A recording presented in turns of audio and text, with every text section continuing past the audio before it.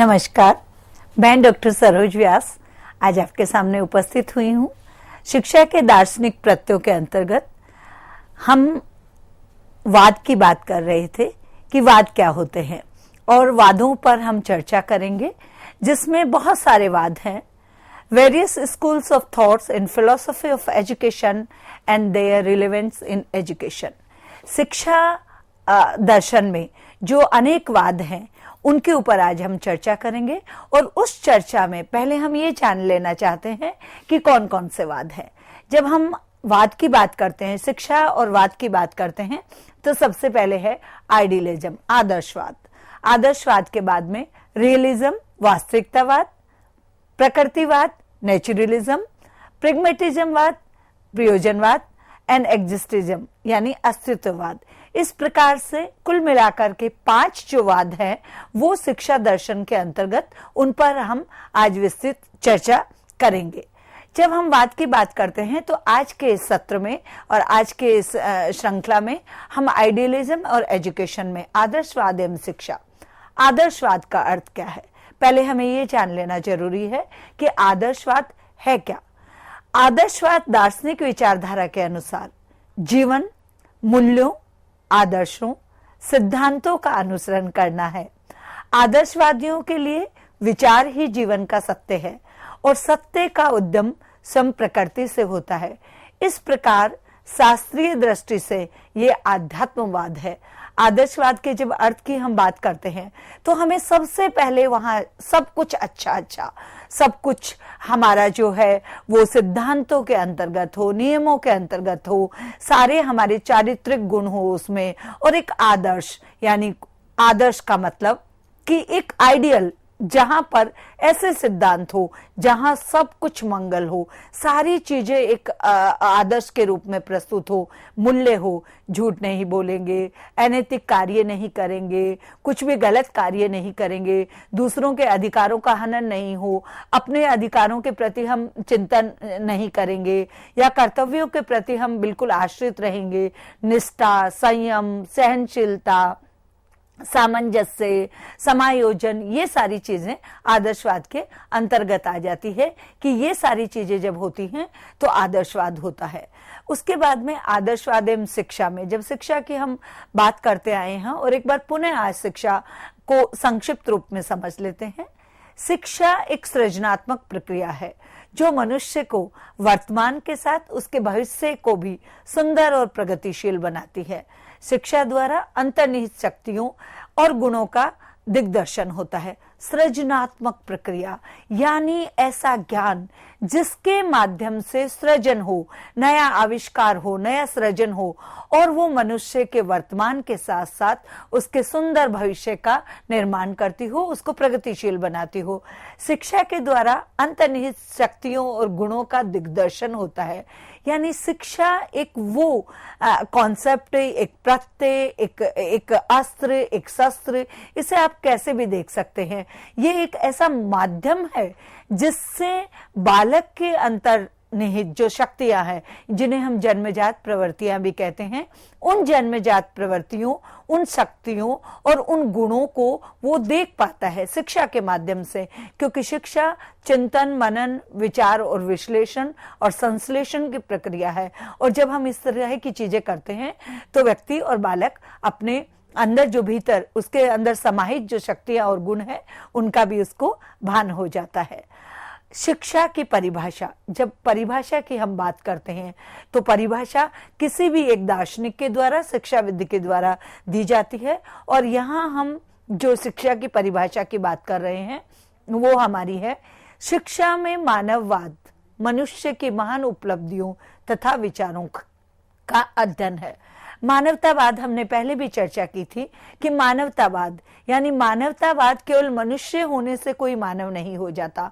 मानवतावाद ये है कि व्यक्ति स्वयं के साथ साथ समस्त जो सृष्टि है उसके अधिकारों की भी रक्षा करे तो हम मानवतावाद कहते हैं। इस प्रकार शिक्षा में मानवतावाद मनुष्य की महान उपलब्धियों तथा विचारों का अध्ययन है। अब हम ये परिभाषा के बाद में जब हम आगे बढ़ते हैं तो आदर्शवाद की परिभाषा पे बात करते हैं हम। और दत्ता डीएम ने आदर्शवाद के संबंध में लिखा है कि आदर्शवाद वह सिद्धांत है जो आध्यात्मिकता को अंतिम सत्ता मानता है। आध्यात्मिक यानी अध्यात्म और हमारा जो धर्म है इसमें बहुत बड़ा अंतर है। आध्यात्मिकता यानी जो अदृश्य शक्तियां हैं, जो परम सत्य है, उसे ही आदर्शवाद वह सिद्धांत है जो आध्यात्मिकता को अंतिम सत्य मानता है। इस प्रकार से आदर्शवाद में सब कुछ आइडियल होता है। अब हम आगे बढ़ते हैं और इसी चर्चा में हम एक चर्चा करना चाहते हैं जो है कि meaning of education according to idealism. Idealism आदर्शवाद के अनुसार शिक्षा का अर्थ क्या है? शिक्षा का अर्थ तो वैसे हम सब जानते हैं और हम हमारी जो भी हमारे सत्र होते हैं या हमारी जो विचार विमर्श और चर्चा होती है उसमें हम शिक्षा की बात करते हैं। और शिक्षा को यदि हम एक वाक्य में यदि उसे समेट लें तो हम कहते हैं कि बालक का सर्वांगीण विकास ही शिक्षा का उद्देश्य है। लेकिन यहाँ आदर्शवाद के अनुसार शिक्षा का अर्थ जान लेना भी अति आवश्यक है। आदर्शवादियों ने कहा है कि प्राचीन काल एवं वैदिक संस्कृति के अनुसार मनुष्य की आत्मा को पूर्णता प्रदान करती है, जबकि आधुनिक युग में आदर्शवादी शिक्षा को प्रक्रिया के रूप में स्वीकृत किया गया है।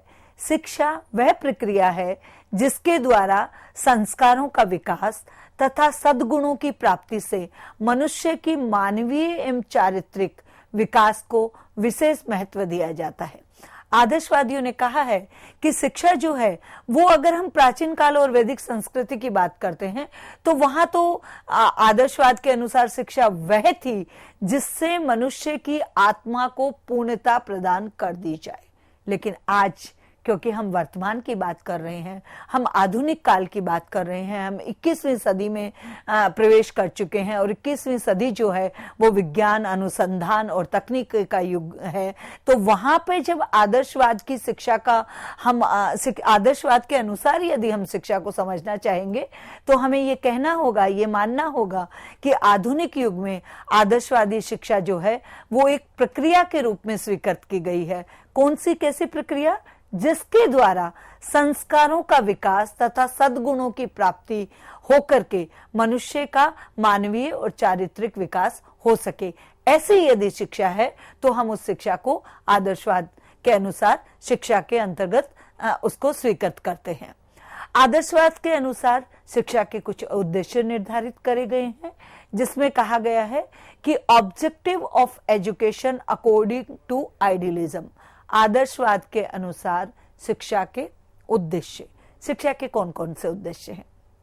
देखिए, सर्वप्रथम जब हम शिक्षा के उद्देश्यों की बात करेंगे तो वहां पर हमारा आ जाता है कि आदर्शवादी शिक्षा प्रक्रिया में मानव मस्तिष्क की सक्रियता पर प्रमुख बल दिया जाता है। आदर्शवादी शिक्षा जो है यानी यदि आइडियलिज्म के अनुसार हम शिक्षा दे रहे हैं तो वहां पर मानव मस्तिष्क की सक्रिय वो कितना है, सक्रियता जो है उस पर प्रमुख बल दिया जाता है। अब आप सबके मन में एक प्रश्न उपस्थित हो रहा होगा कि मानव मस्तिष्क की जो सक्रियता है उस पर किस प्रकार से बल दिया जाता है। देखिए, यदि जब हम जो भी हम शिक्षा दें उस शिक्षा से, उस ज्ञान से, वो जो ज्ञान हम अपने विद्यार्थियों को प्रदान कर रहे हैं उस ज्ञान को प्राप्त करने के बाद कैसे करेगा विद्यार्थी?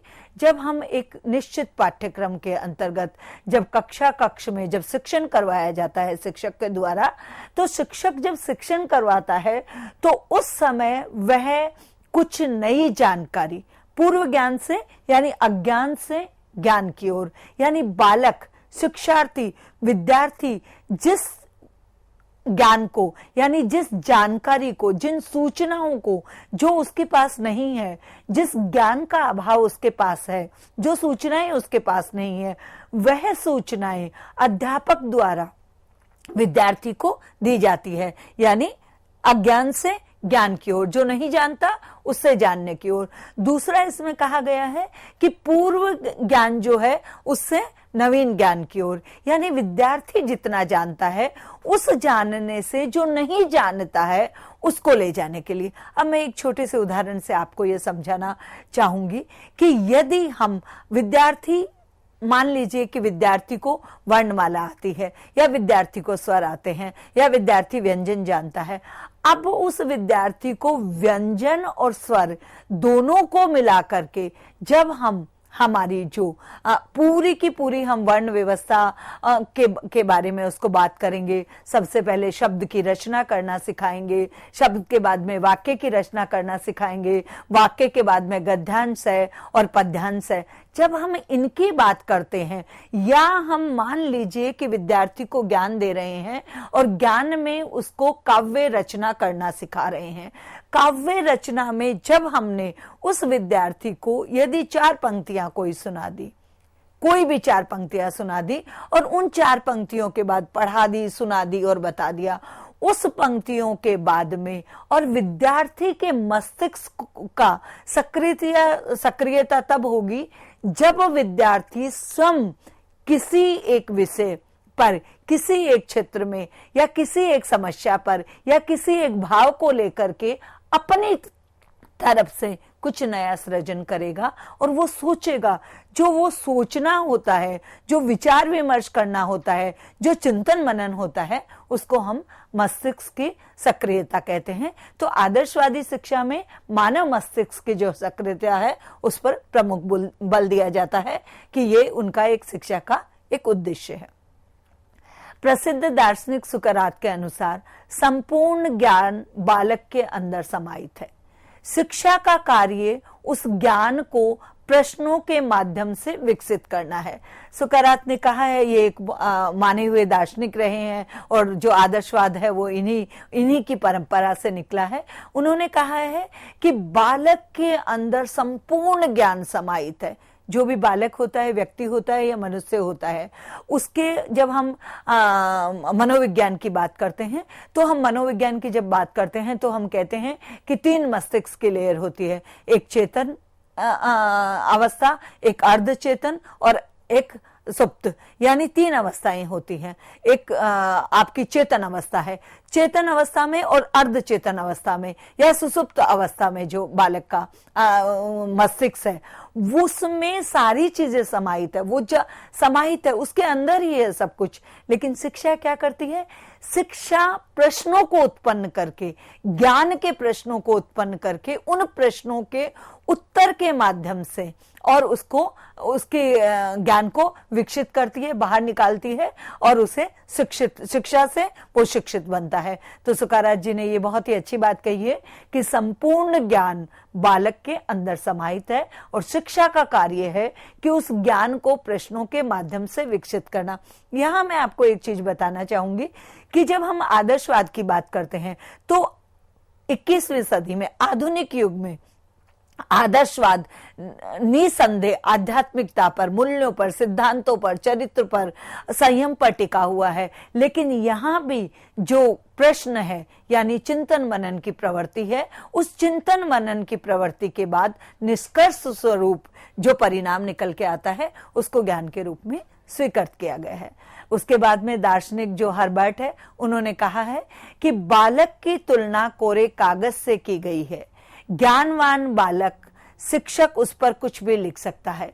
यानी बालक की तुलना, दार्शनिक हर्बर्ट कहते हैं कि बालक जो है वो कोरे कागज की जैसे है, कच्ची मिट्टी की जैसे है, और उसके ऊपर, उस कोरे कागज पर और कच्ची मिट्टी पर, जैसे कुम्हार कच्ची मिट्टी जो होती है, उस कच्ची मिट्टी से कुम्हार चाक पर पानी और अपने उसका थाप मार करके और उसको कोई भी आकार दे देता है, कोई भी उसका सृजन करके कोई भी उसको आकार दे देता है, सुंदर सुंदर आकार दे देता है, उपयोगी आकार दे देता है, घट बना देता है, जग बना देता है, मग बना देता है, दीपक बना देता है, विभिन्न वस्तुएं बना देता है जो बहुत ही उपयोगी होती है। उसी प्रकार से अध्यापक जो है वो बालक की तुलना कोरे कागज से करे, और यदि वो अध्यापक ज्ञानवान है, शिक्षक यदि ज्ञाता है, तो वो उस पर कुछ भी लिख सकता है। कहने का तात्पर्य ये है कि ये अध्यापक पर, पढ़ाने वाले शिक्षक पर और कुम्हार पर, ये जैसे कुम्हार पर आधारित है, कुम्हार पर डिपेंड करता है कि कुम्हार उस मिट्टी को अपने चाक पर चला करके, पानी और थाप दे करके किस वस्तु का सृजन करता है, वैसे ही शिक्षक पर ये निर्धारित है। सिर्फ शिक्षक इसको निर्धारित करता है। शिक्षक का ये दायित्व है कि वो अपने बालक को किस प्रकार से क्या उस पर लिख सकता है, क्या बना सकता है और कितना ज्ञान दे सकता है। आदर्शवाद के अनुसार जब शिक्षा के उद्देश्यों की हम बात कर रहे हैं तो प्लेटो की चर्चा करना बहुत ही आवश्यक है।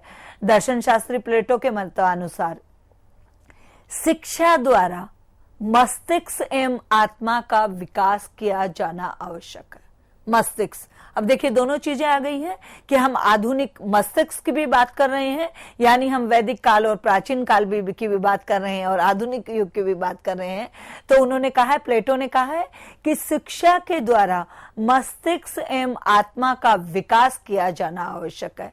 इस प्रकार तीनों आदर्शवाद के समर्थक दार्शनिक विचारकों की विचारधारा का निष्कर्ष जो निकल के आया है वो है कि शिक्षा प्रक्रिया से बालक का विकास किया जाता है। तदुपरांत शिक्षा से बालकों में शिक्षा के संस्कारों का बीजारोपण होता है और सर्वांगीण विकास शिक्षा का मूल उद्देश्य है। चाहे हम हर्बर्ट की बात करें, चाहे हम सुकारात की बात करें और चाहे हम प्लेटो की बात करें, हम किसी भी दार्शनिक की बात करें, जब दर्शन शास्त्र के अनुसार शिक्षा के उद्देश्यों की जब हम बात करेंगे तो ये अभी हमने जो चर्चा करी है और 3 हमने दर्शन शास्त्रियों की, दर्शन शास्त्र में जो हमने आदर्शवादियों की बात करी है, उस आदर्शवाद में जो निकल करके हमारे सामने जो एक निष्कर्ष आ रहा है वो यही आ रहा है कि बालक का विकास शिक्षा के द्वारा किया जाता है और संस्कारों का बीजारोपण होने से उसमें सर्वांगीण विकास हो जाता है और यही हमारी शिक्षा का मूल उद्देश्य है। शिक्षा के जो कुछ ऑब्जेक्टिव है, ऑब्जेक्टिव ऑफ एजुकेशन, शिक्षा के मूल उद्देश्य, और ये शिक्षा के मूल उद्देश्यों की जो हम चर्चा कर रहे हैं, जो बात कर रहे हैं, वो हम कर रहे हैं आदर्शवाद के अनुसार। यानी आदर्शवाद और आदर्शवाद यदि शिक्षा हम दे रहे हैं, आदर्शवाद के अनुसार यदि हम शिक्षा की परिकल्पना करते हैं, आदर्शवादी शिक्षा की जो हम बात करते हैं, तो वहां कुछ ऑब्जेक्टिव जो शिक्षा के मूल उद्देश्य हैं वो इस प्रकार से हैं। सबसे पहले हम बात करेंगे शारीरिक शिक्षा, फिजिकल एजुकेशन। देखिए, कहा भी जाता है और हम और आप सब सुनते हैं कि एक स्वस्थ शरीर में स्वस्थ मस्तिष्क का विकास होता है। यानी कि सबसे पहले बालक को शारीरिक शिक्षा का मूल उद्देश्य है। प्राचीन समय में तो वैसे ही खेल कूद का और सारे युद्ध कला और वो सारा था ही। यदि हम वर्तमान की भी बात कर रहे हैं तो वर्तमान में भी आप सब देख रहे हैं कि किंडरगार्टन और प्री प्राइमरी क्लासेज और छोटी कक्षाएं जो हैं वहां पर सबसे पहले बालकों को शारीरिक शिक्षा, यानी वो शारीरिक रूप से खेल कूद की शिक्षा उसे दी जाती है ताकि वो स्वस्थ रहे। स्वस्थ रहेगा तो प्रसन्न रहेगा और प्रसन्न रहेगा तो शारीरिक विकास होगा और शारीरिक विकास होगा तो उसका मस्तिष्क का विकास होगा। तो सबसे पहले आदर्शवादियों ने भी शिक्षा के उद्देश्यों की जब बात करी तो उन्होंने शारीरिक शिक्षा की बात करी। शारीरिक शिक्षा के बाद जब आदर्शवादी शिक्षा के उद्देश्यों की बात करते हैं तो वहां पे वो कहते हैं नैतिक एवं चारित्रिक शिक्षा, यानी मॉरल एंड कैरेक्टर एजुकेशन। शिक्षा जो है वो कैसी होनी चाहिए? नैतिकता पर आधारित होनी चाहिए, चरित्रवान होनी चाहिए। ऐसी शिक्षा विद्यार्थियों को दी जाए जहां नैतिकता और चरित्र का निर्माण हो। नैतिक यानी वही कि जो हमारी सनातन धर्म की या भारतीय संस्कृति या वैदिक काल या फिर हमारे भारत की जो एक संस्कृति रही है उसके अनुसार बालक का जो शिक्षा दी जाए उससे उसकी नैतिक विकास हो और चरित्र का निर्माण हो, ऐसी शिक्षा दी जानी चाहिए। जब आगे हम बढ़ते हैं इसी में शिक्षा के मूल उद्देश्यों में आदर्शवाद के अनुसार, तो तीसरी जो हम उद्देश्य की बात करेंगे वो है बौद्धिक एवं मानसिक विकास, इंटेलेक्चुअल एंड मेंटल डेवलपमेंट। बौद्धिक यानी बुद्धि का विकास हो, मानसिक विकास हो। बुद्धि का विकास कैसे होगा? बुद्धि के विकास के लिए जो बालक है उसको सबसे बड़ा जो एक चीज सामने आती है, उसे जो ज्ञान दिया जा रहा है उस ज्ञान से वो करके देखे, यानी जो सैद्धांतिक पढ़ाया जा रहा है कक्षा कक्ष में या बताया जा रहा है, उस सैद्धांतिक ज्ञान को वो व्यवहारिक रूप से उसका अभ्यास करके देखेगा, तब उसका बौद्धिक विकास होगा। और मानसिक विकास, मेंटल जो हमारा डेवलपमेंट है, वो जब आता है जब कहीं ना कहीं अन्वेषण, संश्लेषण, विश्लेषण, अनुसंधान, यानी जब जिज्ञासा उत्पन्न होती है, बालक को ऐसे शिक्षा दी जाए जिससे उसकी प्रवृत्ति जो है वो जिज्ञासु हो जाए। और जब बालक जिज्ञासु होता है तो उसके मन में विभिन्न प्रकार के प्रश्न उत्पन्न होते हैं, और जब प्रश्न उत्पन्न होते हैं तो उनके समाधान के लिए, उनके उत्तरों को खोजने के लिए वो विचार विमर्श करता है, चर्चा करता है या अध्ययन करता है, और इस प्रकार से बौद्धिक एवं मानसिक विकास होता है। उसके बाद जब हम आगे बढ़ते हैं तो हमारा आता है आध्यात्मिक विकास, स्पिरिचुअल ग्रोथ। स्पिरिचुअल ग्रोथ की जब हम बात करेंगे तो इसमें स्पिरिचुअल ग्रोथ हम ऑब्जेक्टिव की बात करते हैं, यानी ये नहीं है कि आप कोई आध्यात्म का मतलब यहां धर्म नहीं है कि धार्मिक हो गए या फिर कोई आप सन्यास की तरफ बढ़ रहे हैं या भक्ति भाव में लीन हो रहे हैं, वो सब नहीं है। आध्यात्म का मतलब है कि जियो और जीने दो और आप स्वयं को पहचान पाओ। आध्यात्मिक विकास यानी आपका ध्यान लगाने की जो योग और ध्यान और साधना है वो हमारा इसके अनुसार हो जाना चाहिए। तो जो आदर्शवाद के अनुसार जब हम शिक्षा के मूल उद्देश्यों की बात करते हैं तो वो अभी मैंने आपके साथ चर्चा करी, और उसमें मैंने सबसे पहले कहा कि शारीरिक शिक्षा, फिर नैतिक एवं चारित्रिक शिक्षा, उसके बाद में हमारा बौद्धिक एवं मानसिक विकास आ जाएगा, और फिर आ जाएगा आध्यात्मिक विकास। तो आदर्शवादियों ने शिक्षा के जो मूल उद्देश्यों की चर्चा की है, ऑब्जेक्टिव ऑफ एजुकेशन बताए हैं, इसमें ये 4 मुख्य उद्देश्य बताए हैं। इन्हीं उद्देश्यों के साथ अब मैं अपनी वाणी को विराम देती हूं, और धन्यवाद। हम अगले सत्र में फिर जो आदर्शवाद है उसी को लेकर के आगे अपनी चर्चा विस्तृत रूप से शुरू करेंगे। नमस्कार।